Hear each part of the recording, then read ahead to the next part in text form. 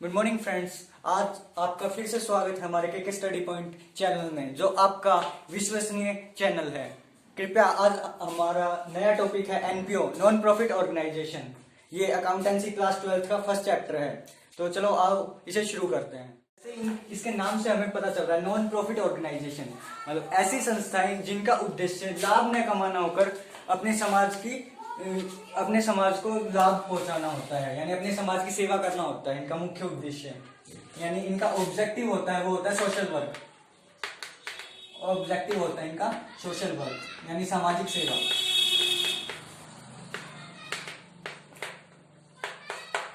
इनकी डेफिनेशन देखते हैं यानी परिभाषा।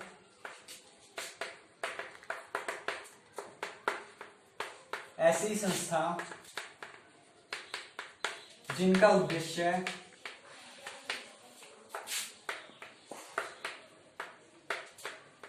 लाभ न कमाना होकर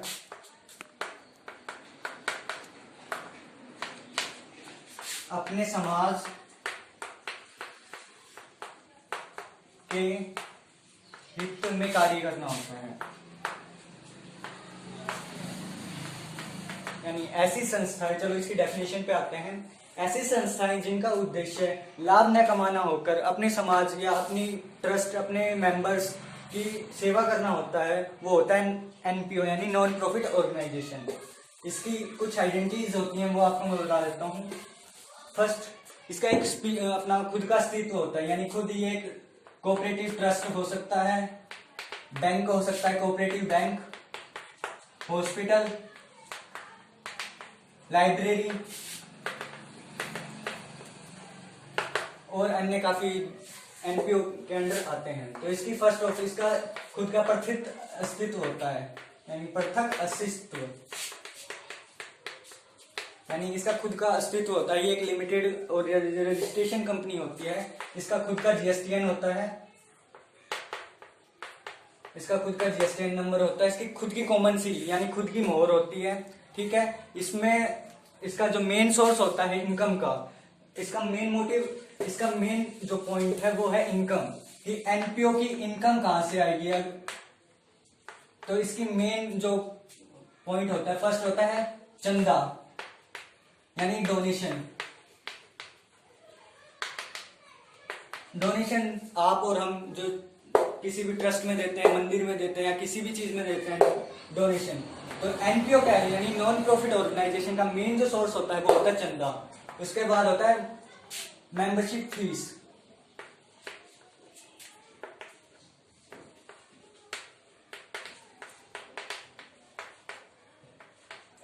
जैसा कि इसके नाम से पता चल रहा है, जो भी हम किसी भी ट्रस्ट में अगर हम एज ए मेंबर जुड़ते हैं तो उसकी कुछ ना कुछ एडमिशन फीस होती है, जो उसकी इनकम में काउंट होती है। तो इसे हम एडमिशन फीस कहते हैं। ये कैपिटल अकाउंट होता है, यानी कैपिटल नेचर की होती है, सिर्फ एक बंदे से एक बार ही ली जाती है। ये अकॉर्डिंग टू रूल होती है कि वो मेमोरेंडम ऑफ एसोसिएशन में लिखा होता है कि वो लाइफ मेंबरशिप होती है, ये लाइफ टाइम होती है, यानी वन टाइम होती है, या मंथली होती है, या ईयरली होती है। जैसा कि उनके नियम के अनुसार होता है। ये हर कंपनी के अपने अलग अलग नियम होते हैं। ठीक है, इसमें दूसरा है, चलो फोर्थ होता है ग्रांट, यानी जो सरकार के द्वारा ग्रांट दी जाती है एनपीओ में, वो उनकी इनकम का मेन सोर्स होता है। जैसे कि सरकार के द्वारा अभी काफी योजनाएं चलाई गई है, उनके तहत जो ग्रांट दी जाती है वो एनपीओ की मेन इनकम्स होती हैं।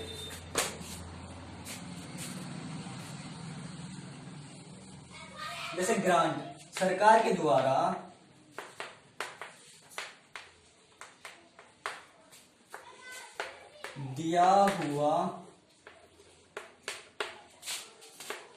दी हुई होता है, सॉरी, राशि, इसे सहायता राशि बोलते हैं। जैसे ग्रांट नहीं आती किसी भी चीज के लिए, तो वो ग्रांट एनपीओ की मेजर इनकम्स में काउंट होती है। और सेकेंडली ये होता है इसका मेंबर, किसका, एनपीओ का मेंबर, यानी जो इसका देख रेख वो कौन करता है। एनपीओ का सभी मेंबर्स में, यानी मेंबर्स में से वोट करके, यानी वोटर्स राइट होता है सभी मेंबर को, राइट के अकॉर्डिंग वो एक अपना मुखिया चुनते हैं जिसे हम अध्यक्ष कहते हैं। एनपीओ में अपना एक अध्यक्ष चुनते हैं जो इस एनपीओ का पूरा कार्यभार संभालता है, यानी एनपीओ में जितनी भी ट्रांजैक्शंस, इंपॉर्टेंट वर्क होती है वो कौन करता है? एनपीओ का मेन अध्यक्ष करता है।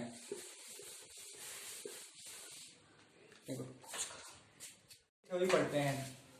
फर्स्ट ऑफ ऑल इसका मीनिंग देखते हैं। नॉन प्रॉफिट ऑर्गेनाइजेशन यानी एनपीओ ऐसी संस्थाएं जिनका उद्देश्य लाभ कमाना नहीं, मतलब प्रॉफिट कमाना नहीं होता,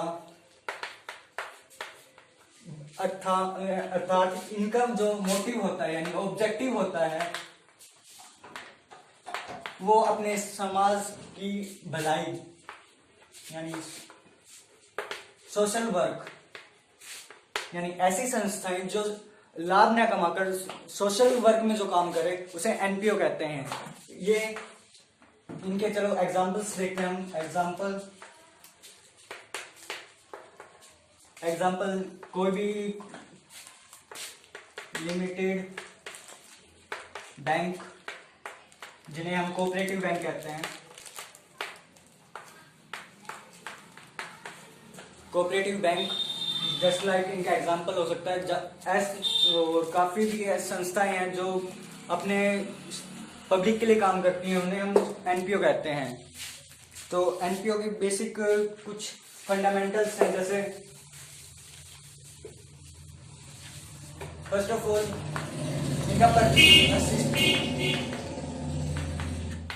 इनका एक अस्तित्व पाया जाता है, जैसे ये एक स्टेबल होती हैं, इनका एक खुद का अस्तित्व होता है। सेकंड होता है कॉमन सील,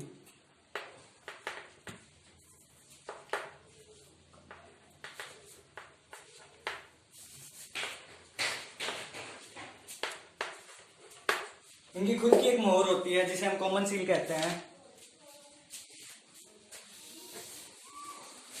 पोज करनी पड़ेगी क्योंकि इसमें जाते हैं major accounts will be prepared.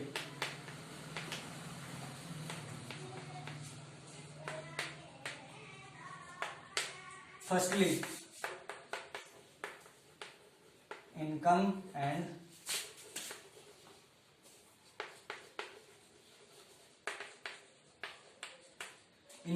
Expenditure account. ये क्या कहते हैं एनपीओ के द्वारा 3 मेजर अकाउंट्स बनाए जाते हैं जिनमें से एक फर्स्ट होता है इनकम और एक्सपेंडिचर अकाउंट, सेकंड होता है पेमेंट एंड रिसीप्ट अकाउंट,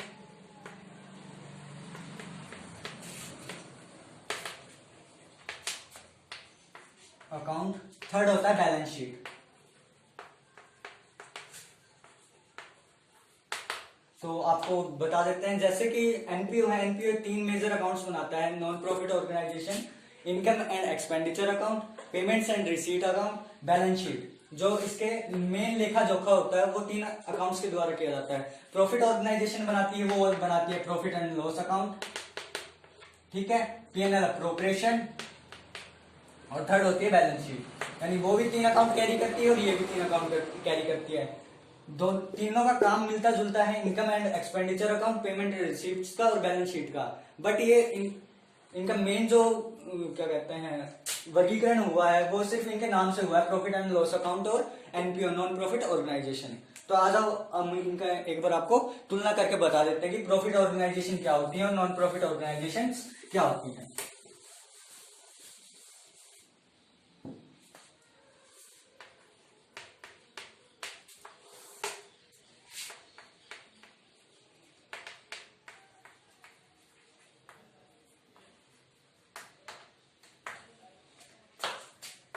जैसा कि इनके ऑब्जेक्टिव से ज्ञात होता है, नॉन प्रॉफिट ऑर्गेनाइजेशन ये सामाजिक हित में कार्य करती है। इनका उद्देश्य होता है सामाजिक हित, और इसका उद्देश्य होता है सिर्फ लाभ कमाना।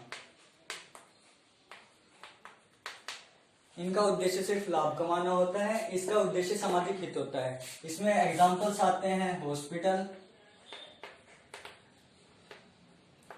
पोस्ट ऑफिस, यानी डाकघर,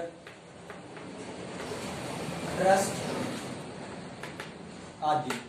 और इसमें आ सकते हैं अपनी स्कूल्स, प्राइवेट कंपनी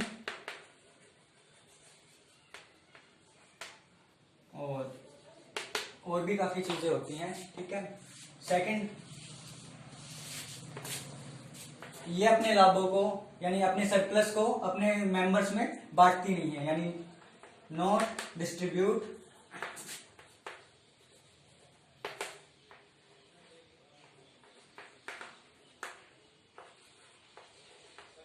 पार्टनर्स या मेंबर्स। बट ये अपने जो प्रॉफिट होता है ये इक्विटी शेयर होल्डर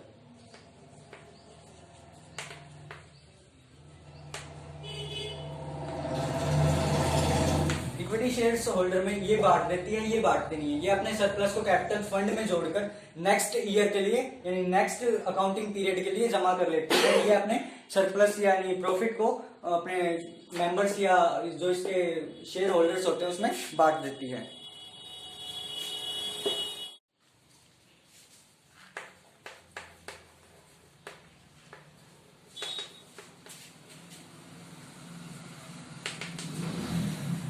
तो इसमें दोबारा नया टॉपिक है हमारा general donation and special donation. तो जनरल डोनेशन क्या होता है? जिसका उद्देश्य पहले से निर्धारित नहीं किया गया, वो ऐसा चंदा जो अध्यक्ष या एनपीओ वोटिंग राइट के अकॉर्डिंग वह किसी भी चीज में यूज कर सकती है उस पैसे को, वो होता है जनरल डोनेशन। यानी ऐसा चंदा जिसका पहले से कोई भी कार्य निर्धारित नहीं है उसे जनरल डोनेशन कहते हैं। फिर आता है स्पेशल डोनेशन। स्पेशल डोनेशन जैसे मैंने आपको थोड़ी देर पहले बताया था, फिर आपको यही चीज रिमाइंड करवाता हूँ। स्पेशल डोनेशन वह डोनेशन जिसका ऑब्जेक्टिव पहले से ही निर्धारित है कि हमें ये पैसा यानी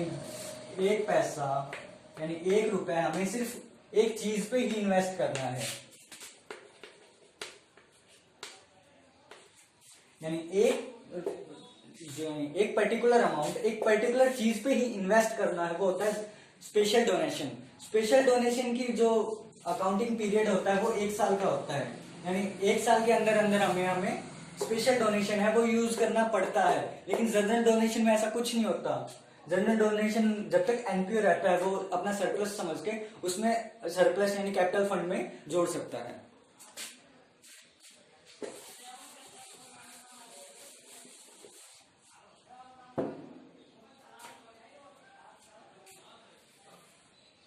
तो चलो आपको एक बैलेंस शीट बना के दिखा देते हैं कि हम अपना जनरल डोनेशन और स्पेशल डोनेशन को हम कैसे दिखाते हैं। तो क्वेश्चन नंबर फर्स्ट,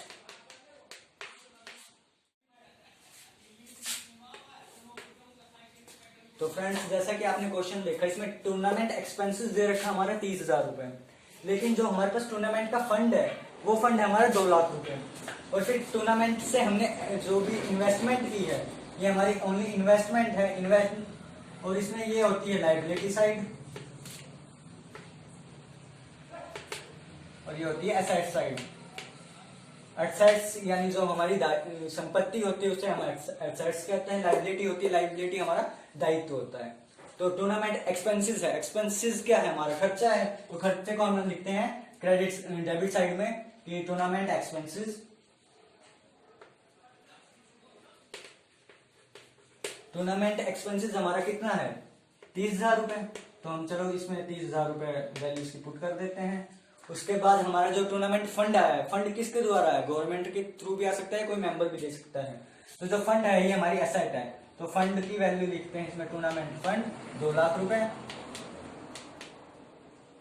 ठीक है। फिर इसमें है इन्वेस्टमेंट। इन्वेस्टमेंट क्या है हमारी?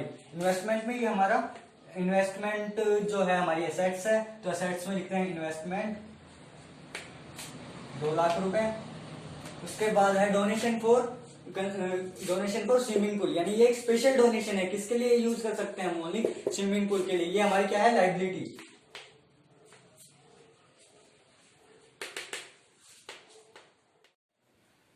तो चलो फ्रेंड्स हम अपने क्वेश्चंस का बैलेंस शीट बनाते हैं।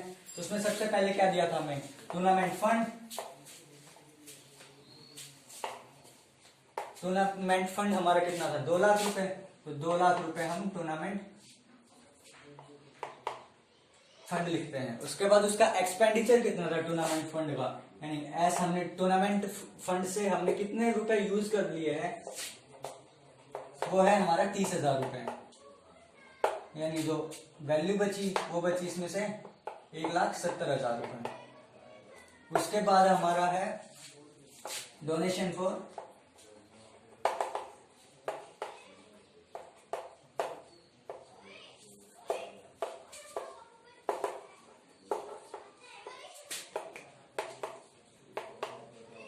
3 लाख रुपए, जो हमारी लाइबिलिटी है। अब आते हैं हम असेट साइड में। असेट साइड में हमारे पास क्या था, फर्स्ट ऑफ ऑल इन्वेस्टमेंट थी 2 लाख रुपए की, और क्या था हमारे पास 50,000 का गवर्नमेंट बॉन्ड था।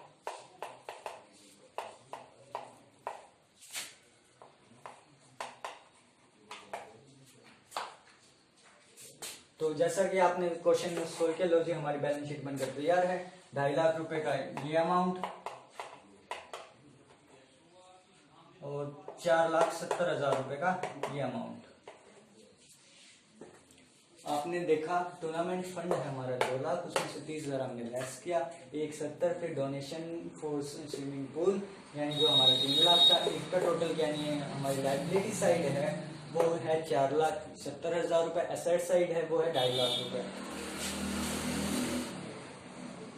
और बैलेंस शीट में इतना ही मेंशन होता है, तो हमारी बैलेंस शीट बनकर तैयार है।